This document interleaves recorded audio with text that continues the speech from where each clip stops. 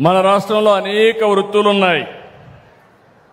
కానీ ఎంతో కష్టమైన పని సముద్రంలో చేపల వేట.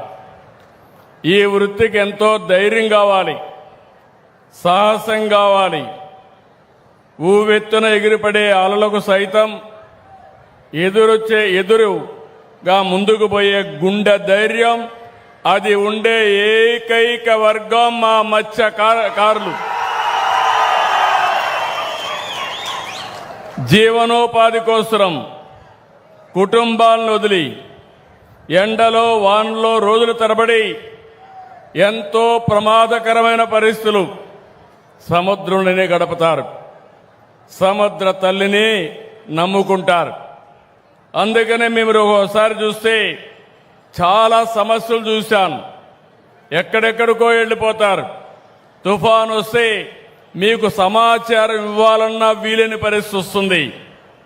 అలాంటి మీకోసం ఈ ప్రభుత్వం ఎల్లప్పుడూ ఉంటుందని మరొక్కసారి తుమ్మల పెంట్లో హామీ ఇస్తున్నా.